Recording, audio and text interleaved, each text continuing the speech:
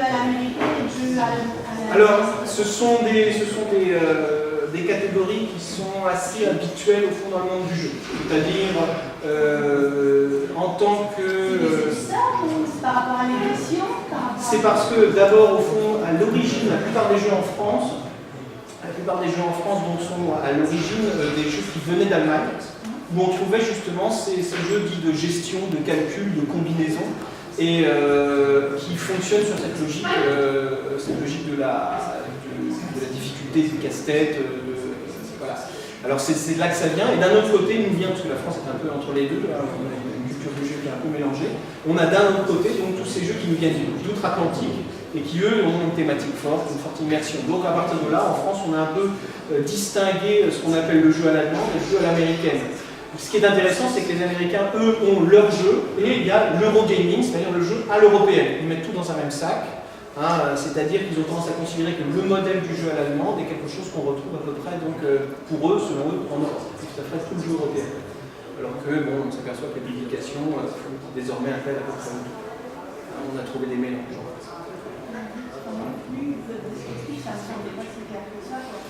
Ah bah, le fait, maintenant, c'est le jeu à l'allemande, je trouve, pas si réglé que ça. En fait, d'ailleurs, j'ai un exemple. En fait, vous avez un auteur français qui a sorti un jeu à l'allemande, en fait, hein, c'est-à-dire un jeu type gestion, etc., qui s'appelle Archipelago. Alors, on a beaucoup attendu. Hein. Christophe Bollinger, quand il l'a fait, il était très attendu. Ce qui est intéressant, c'est que le jeu, d'une certaine façon, visait un public de jeux de ce type, c'est-à-dire de jeux de gestion. Et ben, paradoxalement, il les a assez déçus. Parce que le jeu a appelle à énormément de mécanismes de gestion, de marché intérieur, extérieur, export, etc. Production, exploration, maîtrise du développement de sa société ou de son groupe. Mais ce qui est intéressant, c'est que les objectifs de victoire, les conditions de victoire, sont globalement extrêmement peu connus des joueurs. C'est-à-dire que quand on joue à 5 à ce jeu, sur 8 conditions de victoire, la plupart du temps, les joueurs n'en connaissent que 3. Conséquence, si vous gagnez, c'est vraiment par hasard. C'est parce que vous avez réussi à deviner ou parce que vous êtes tombé par hasard sur les objectifs secrets qu'avaient les autres. Et à partir de là, ça a beaucoup déçu parce qu'il y a un côté extrêmement aléatoire dans cet élément-là. Vous n'avez pas cette prévision. Et ça a déçu, au fond, tout ce pan du marché qui, justement, était visé pour le coup.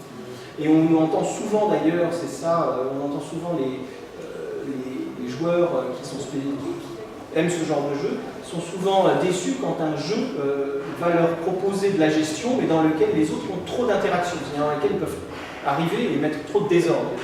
Là, il y a vraiment une recherche de l'ordre et une volonté de garder tout en ordre. Le propre du jeu à la française, c'est qu'il arrive à trouver un mélange des deux. Typiquement, une société comme Istari, qui est à l'origine une société qui développait beaucoup de jeux de ce type-là, eh bien, c'est rajouter une petite graine qui est justement cet aspect, comment dire, d'attaque. On peut attaquer les joueurs les uns contre les autres, on peut aller les pinailler sur leur plateau. Alors ça, généralement, voilà, c'est à la française. Il y a ce petit aspect incertain et agressif qui est rajouté. C'est un petit supplément. Parfait, bon, on va s'arrêter là. Merci encore.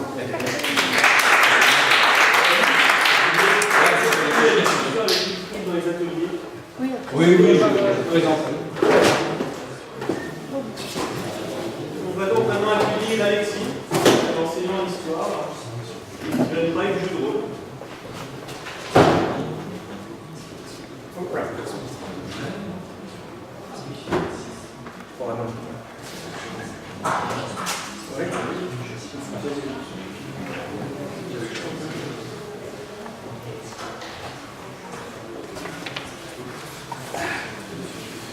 Bien.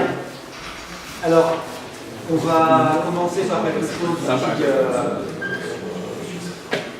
qui a éventuellement été condamné dans la précédente intervention. C'est une tentative de définition. Alors, comme on vient de nous expliquer pendant une demi-heure, et à juste titre, qu'il était un peu dénué de sens, essayer de définir le jeu, je vais simplement essayer de définir le jeu de rôle parce que c'est une pratique minoritaire, c'est d'ailleurs peut-être ça qui est intéressant, donc extrêmement peu connue.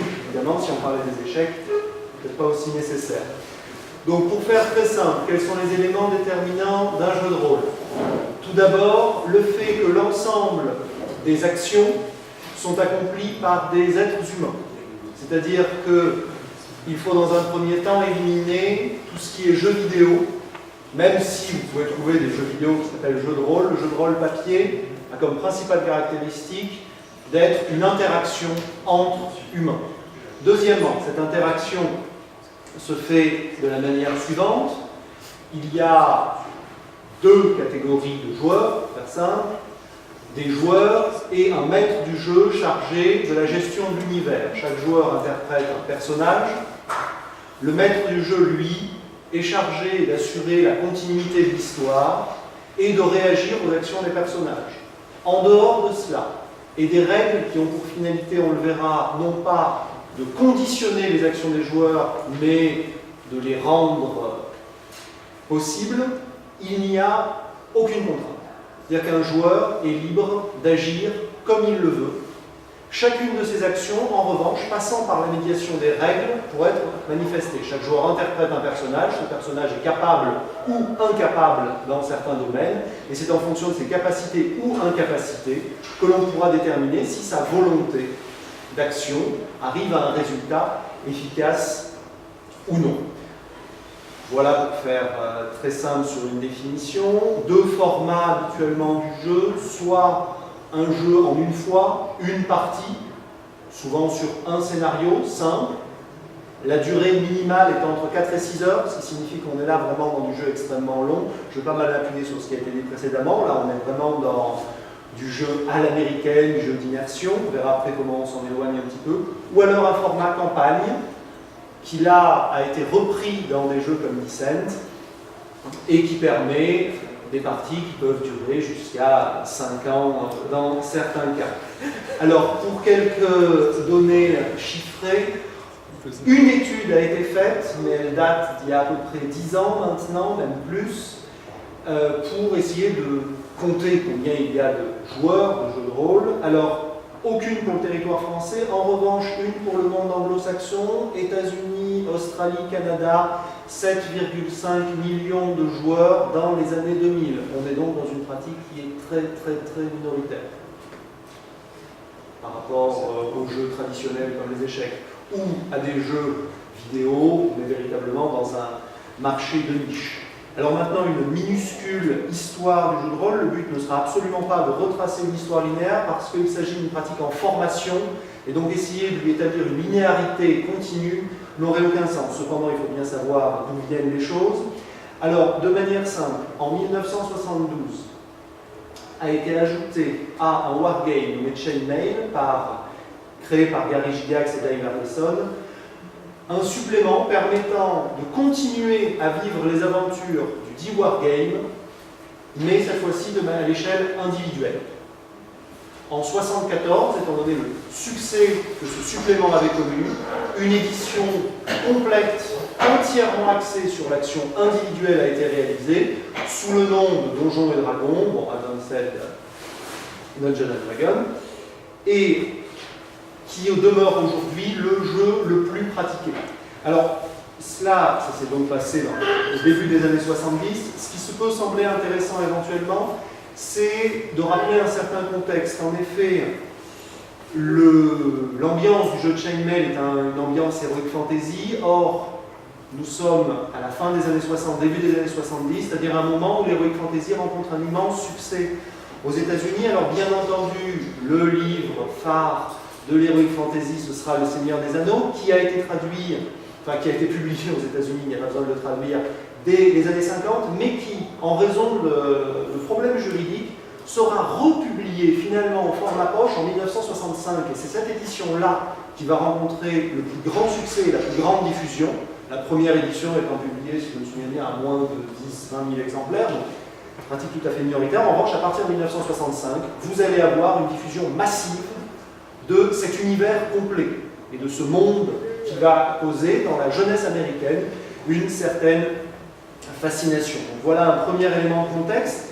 Je rappellerai aussi que si Caillois place comme élément la mimicrie réglée, donc du mimicry plus ludus pour faire tout à fait caricatural, le théâtre, cela a été rapidement critiqué. En effet, le théâtre est avant tout un art il semble difficile de réduire l'œuvre de Molière ou d'autres à une pratique purement ludique. De plus, s'il y a un aspect de divertissement dans le théâtre, ça n'est pas pour l'acteur, c'est pour son public.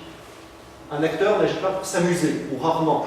Ou alors, c'est véritablement un cas du génie. En revanche, certaines pratiques théâtrales ont introduit une dimension ludique. Ça n'a rien à voir avec le jeu de rôle, bien que la comparaison soit souvent faite. En effet, en 1977 est créée la première ligue d'improvisation théâtrale au Québec, qui est fondée sur l'idée de transformer le théâtre en un jeu, et en un jeu purement agonistique, étant donné que ce sont des duels. Alors à l'origine, ça se passe même avec des tenues de... j'ai mangé le jeu canadien, le hockey sur glace, merci. Le terme quand même. Donc en 1977, c'est créé avec des équipes. Ce qui veut dire qu'à partir du moment où il y a une volonté de transformer en aspect ludique le théâtre, on ne s'oriente absolument pas vers le jeu de rôle, mais vers une pratique complètement différente qui a ses spécificités. De la même manière, si certains auteurs de théâtre contemporains cherchent à jouer sur, cette fois-ci, le texte théâtral, en faire une invention, et parfois une invention même du langue, telle que Valère Novarina, on est dans une dimension qui est hors de toute liberté, étant donné que cet auteur de théâtre s'intègre dans une conception de l'acteur comme marionnette du metteur en scène et de l'auteur. L'acteur est une bouche et pas un cerveau, formule. Donc, ce qui veut dire qu'on est hors de toute dimension de liberté.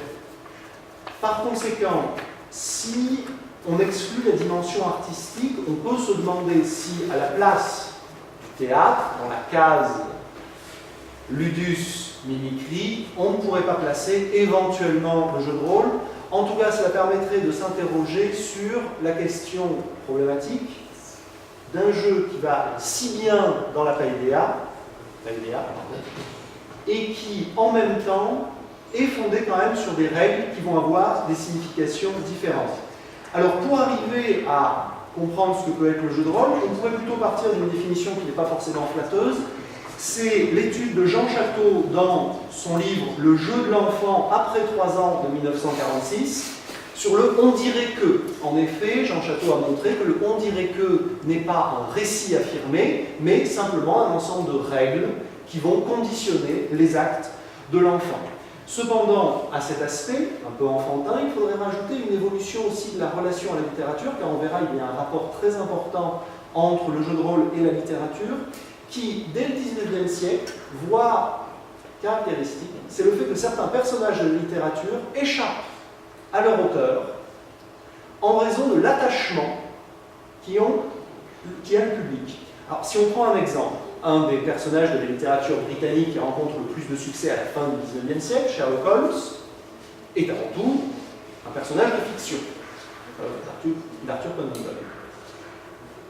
Arthur Conan Doyle, lassé quelque peu par ce personnage, décide de l'éliminer. Déjà, il y a un premier élément. Pour cesser d'écrire sur Sherlock Holmes, ils se sont obligés de le tuer. Ce qui peut sembler assez particulier pour un personnage de fiction. C'est ce qu'il fait en 1893 dans Le Dernier Problème, où Sherlock Holmes meurt. Suite aux protestations du public, Conan Doyle est forcé de ressusciter littéralement Sherlock Holmes 10 ans plus tard, en 1903, dans la nouvelle La Maison Vide. En amont, on voit naître une relation très particulière qui est celle que le public souhaite s'approprier le personnage.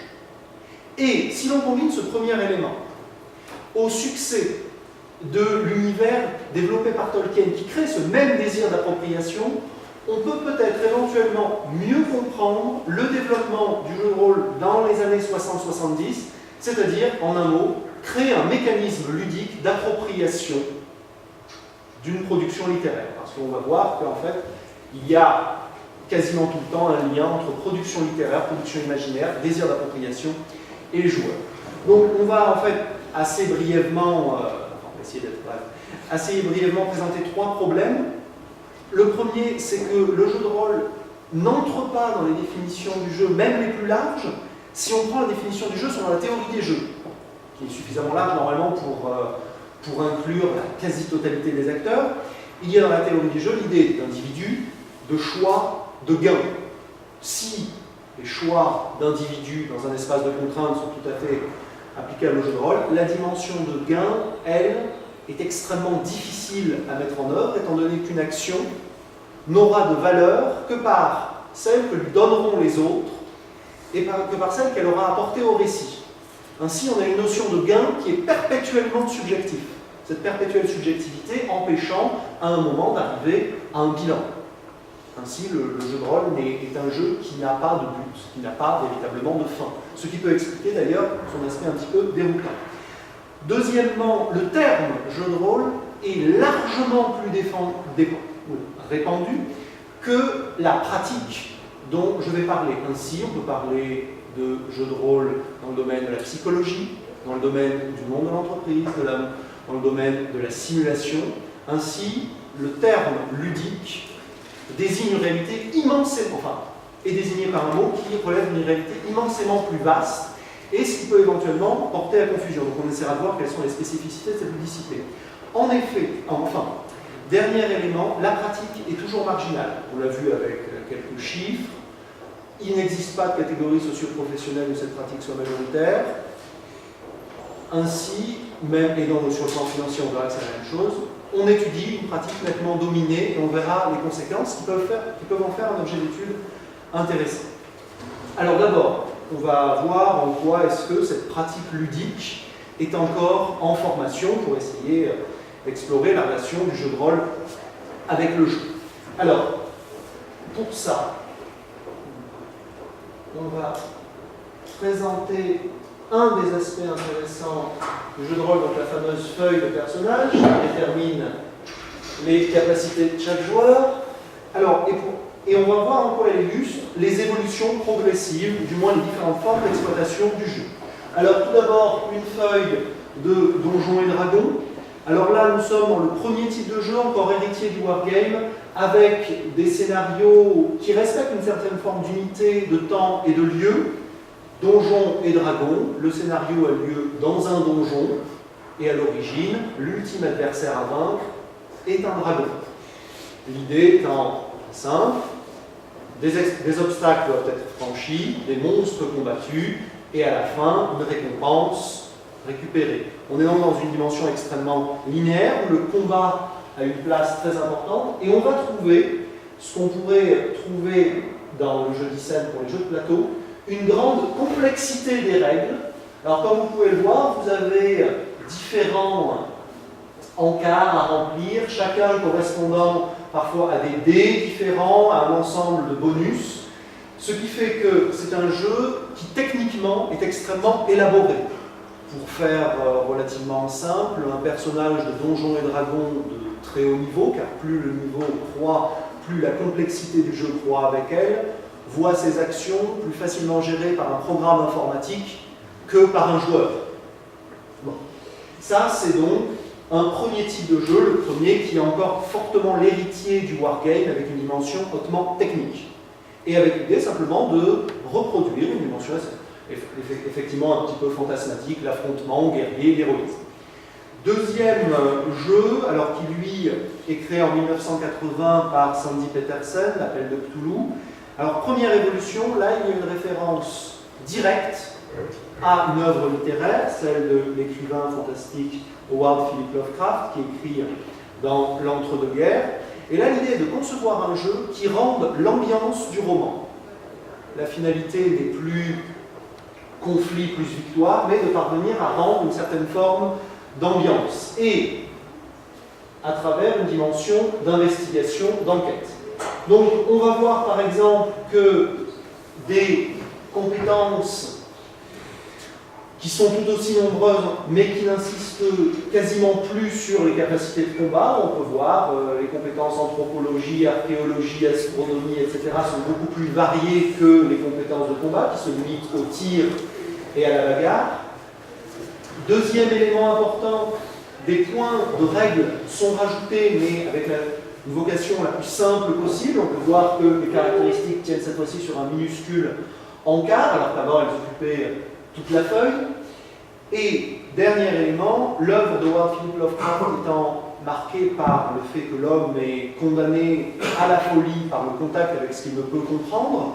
Il faut rappeler que c'est une œuvre qui se développe dans les années 30, c'est-à-dire en lien avec une crise morale liées à l'impact de la Première Guerre mondiale, aussi avec une volonté de rendre ce que la science à l'époque révèle, c'est-à-dire l'incapacité de l'homme à se représenter l'univers. On est dans la compréhension des conséquences pratiques de la théorie de la relativité générale et des premiers développements de la théorie quantique qui sont évoqués dans l'œuvre de Howard Philip Lovecraft. L'idée est donc de pouvoir montrer que les personnages peuvent devenir fous. Et c'est pour ça qu'une partie du plateau est occupée par ces sanity points, qui viennent de disparaître. Donc des points de folie, à partir du moment où le personnage accumule un trop grand nombre de points de folie, il va lui-même disparaître, être plongé dans la folie. Donc cette idée qu'il faut rendre l'ambiance d'une œuvre, maintenant, c'est l'ambiance qui conditionne les règles. Les règles n'ont plus une vocation abstraite.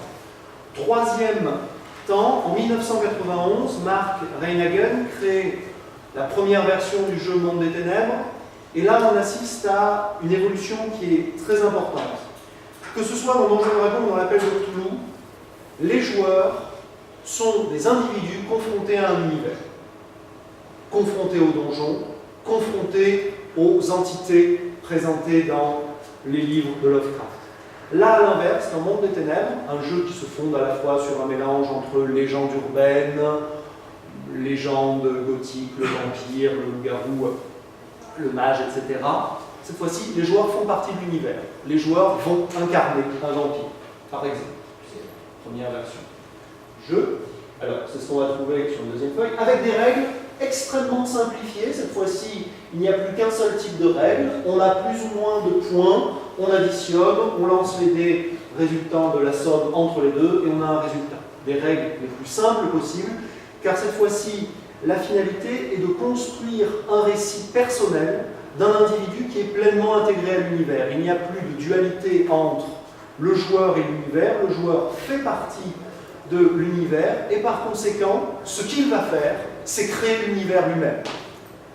C'est pourquoi, par exemple, les scénarios qui présentent les plans de donjons pour Donjons et Dragons, qui présentent les fils d'enquête pour l'Appel de Cthulhu, vont cette fois-ci être principalement fondés sur des pistes de développement de personnages. Alors d'un point de vue purement pragmatique, vous avez des livres qui ne contiennent quasiment pas de règles, qui ne contiennent quasiment pas de scénarios, qui contiennent quasiment uniquement des conseils d'interprétation. Mais des conseils d'interprétation dans une dimension ludique, c'est-à-dire qu'il ne s'agit pas de conseils d'interprétation de type théâtral, comment poser sa voix, comment agir, mais comment faire en sorte que par ses actions, le personnage devienne de plus en plus complexe, de plus en plus, le plus intéressant possible. On est davantage dans des conseils de nature littéraire que théâtrale.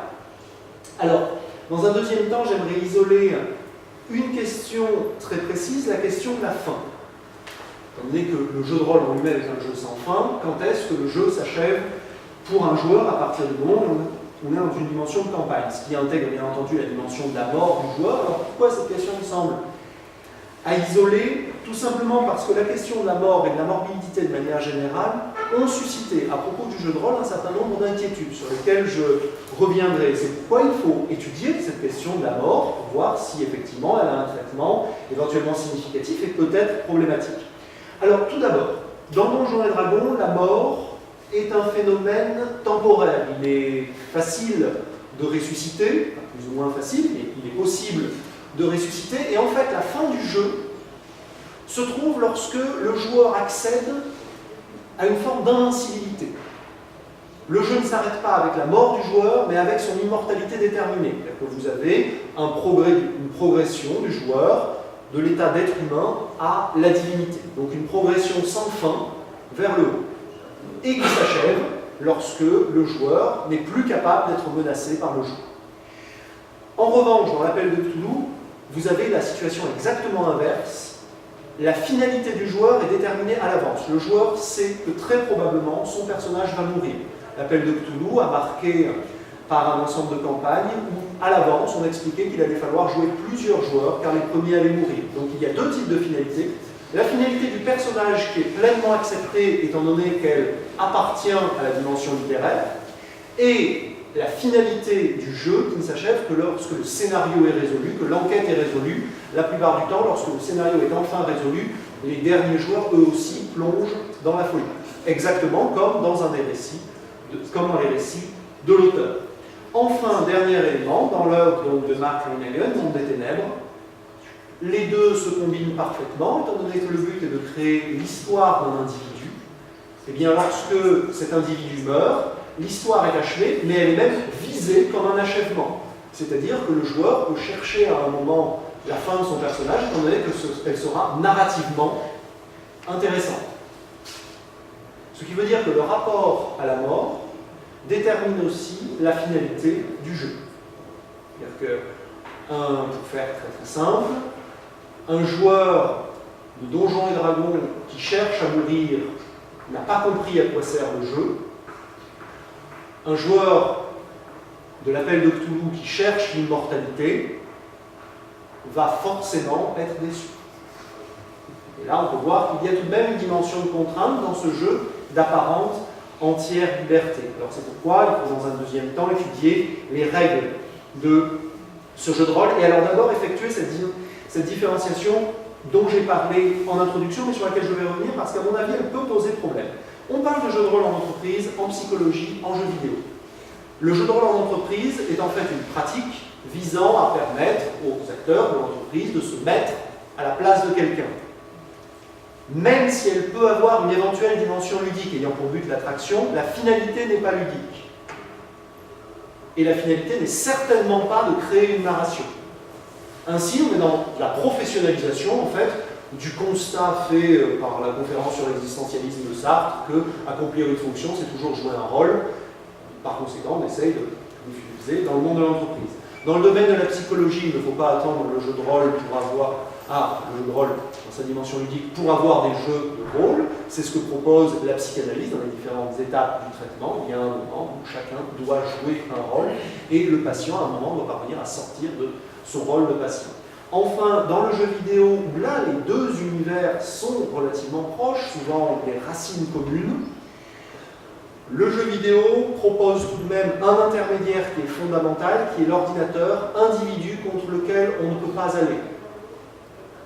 Il est impossible, à moins de tricher, d'aller contre les règles posées par l'ordinateur. Le programmeur informatique en est capable, mais dans ce cas, il sera considéré comme tricheur. Ainsi, il existe des règles au-delà des capacités d'accès des joueurs.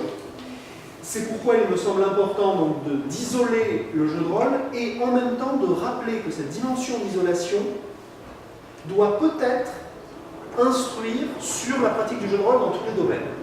Alors, je m'explique. Si on prend un exemple dont est tiré le jeu de rôle, comme on l'a vu, le wargame.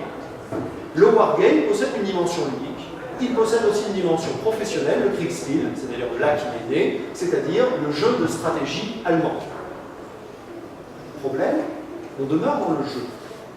Le Kriegspiel s'est diffusé en France dès le début du XXe siècle, y compris dans les états-majors. Et on peut éventuellement lier, pas de manière directe, un des problèmes de l'état-major français jusque dans les années 50, c'est le fait de pratiquer la guerre sur des cartes à la manière du Kriegspiel. L'une des raisons de la différence entre le rapport de force allemand-français, en plus, dans la Deuxième Guerre mondiale, en plus, bien entendu, d'une technique militaire, d'éléments surprises, c'est un rapport à la guerre qui est très différent.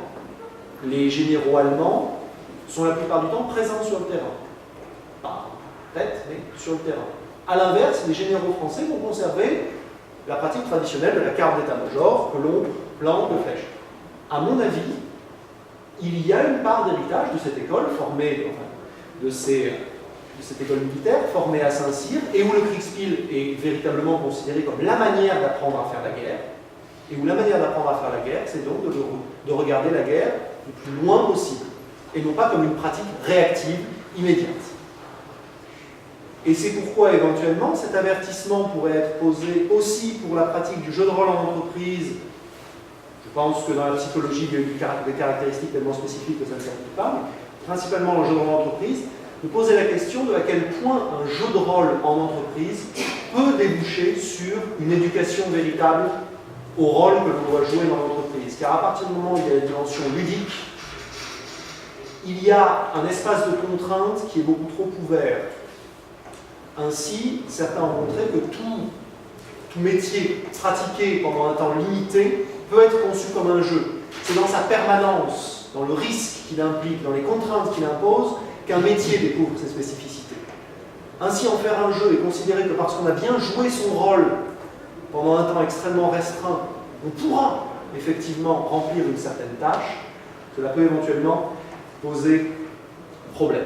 Alors, à l'inverse, lui, le jeu de rôle se donne pour finalité avant tout de créer une narrativité sous la forme ludique, donc il s'agit de créer une histoire qui, à l'origine, n'a pas pour finalité de demeurer.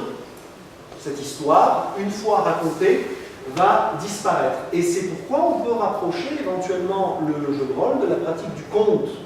C'est quelque peu perdu.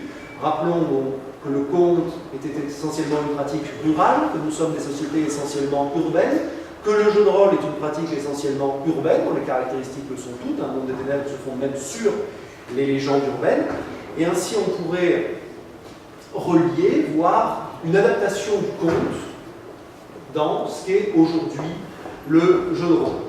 Cependant, il existe des formes de matérialisation de l'histoire du jeu de rôle. Ainsi, en 1984, sont publiées les chroniques de Dragonlance, qui sont tout simplement des récits se passant dans l'univers développé par Donjons et Dragons. Récits qui rencontrent un très important succès, donc des romans de la suite, donc qui contiennent plusieurs vingtaines de volumes et de branches supplémentaires. Ainsi, il y a cette idée que la narrativité, finalement, finit par s'incarner en un volume. Deux branches possibles, à la fois recréer la dimension du conte et arriver à un récit. Il faut rappeler, si on veut revenir aux origines, que Tolkien, auteur donc du Seigneur des Anneaux, a construit une partie de son œuvre en la racontant. Et ce qui est conté est nécessairement interactif. Il faut rappeler que le conte, à l'origine, est une version purement orale, sans cesse modifiée par un public. Or, si on regarde la relation entre un conteur et un public capable d'agir sur l'histoire, on retrouve, à s'y méprendre, les aspects du jeu de rôle. Le jeu de rôle ajoutant simplement une dimension ludique, plus technique, liée à son héritage du wargame. Enfin, dernier élément qui est lié à cette dimension à la fois ludique mais narrative, toujours cette interaction entre les deux, c'est le fait que le public du jeu de rôle, dans ce qu'il a pu éventuellement être identifié, j'y reviendrai, il n'y a pas vraiment eu d'études sociologiques sérieuses, alors correspond à un public de classe moyenne, j'y reviendrai, avec, pour faire très très simple, une intégration sociale moins importante que la moyenne des personnes de son âge. Bon, pour faire la caricature. Cependant, la caricature a des aspects véridiques.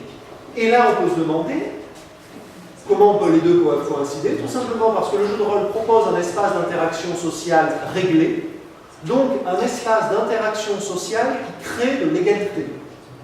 Jouer, cela suppose l'égalité, selon Balzac, et recréant ainsi un espace fictif d'égalité, le jeu de rôle efface les différences liées à une société. C'est-à-dire que, de la même manière que de part et d'autre d'un jeu d'échecs, il n'y a pas de richesse en jeu, autour d'une table de jeu de rôle, le milieu social pèse en théorie peu. On pourrait fortement critiquer cette idée, mais pour l'instant on va essayer de la tenir quelques instants. En revanche, de part et d'autre du jeu d'échecs, on ne peut pas véritablement considérer que l'interaction sociale soit forte. A l'inverse, autour du jeu de rôle, il y a une interaction sociale qui est première. Ainsi, le jeu de rôle combine la dimension d'abstraction hors de la société et en même temps la capacité d'interaction entre acteurs de la même société. En effet, la finalité du jeu de rôle est rarement que les joueurs parlent. Rappelons que le silence absolu est imposé à la fois entre les joueurs et au sein du public. Partie d'échec. Pour prendre l'exemple extrême. Alors, pour expliquer, enfin, nuancer peut-être cette place de la règle. On peut voir donc la règle permet l'interaction sociale, en revanche la règle n'est jamais première. La règle est toujours soumise aux interactions entre joueurs, exactement comme dans les cas qui vous ont été présentés précédemment. Les joueurs peuvent décider de modifier la règle, c'est d'ailleurs expliqué en toutes lettres dans tout le livre de jeu de rôle. Vous pouvez modifier les règles, ce qui s'explique aussi très probablement par l'extrême complexité de règles visant à rendre le réel, qui savent qu'elles ne peuvent pas, et qui donc, sachant qu'elles vont se retrouver face à des vides, à des contradictions, préviennent le danger en annonçant aux joueurs qu'ils peuvent modifier les règles à partir du moment où celles-ci ne leur conviennent pas. Les règles sont simplement une base. Alors, il faut donc se poser la question de ces différentes échelles de régulation, de la fonction de la règle. Alors d'abord, la fonction de la plupart des règles est d'introduire du hasard. Je veux accomplir une action, j'en ai les capacités, cependant, le hasard peut éventuellement soit rendre cette action davantage possible, si j'avais un doute au départ, soit au contraire la rendre difficile alors qu'elle ne le semblait pas. Alors, à quoi sert le hasard? Pas nécessairement à rééquilibrer les forces, à créer une incertitude, mais tout simplement à rendre la dimension de relation avec la réalité. Dans la réalité, aucun acte, quel qu'il soit, ne peut être considéré comme certain avant d'être accompli.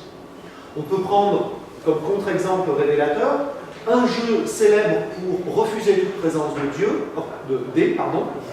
petit lapsus par rapport à ce qui va venir, Nobilis, où les joueurs incarnent des dieux, précisément des êtres débarrassés de la contrainte du destin. Ici, on peut voir que le dé est là pour rendre l'existence perpétuelle du destin. Alors, je vais passer très vite parce que j'en ai déjà parlé sur le rôle du maître du jeu qui, bien qu'ayant tout pouvoir, est avant tout au service de la narration. Le site The Forge, qui est un site de réflexion sur le jeu, proposant d'ailleurs de partager cette fonction du maître du jeu. En effet, enfin, dernier élément qui pèse un certain poids, et après je vais aller sur la notion sociale du jeu, l'univers et le poids des représentations. En effet, chaque univers possède des règles tacites qu'il est impossible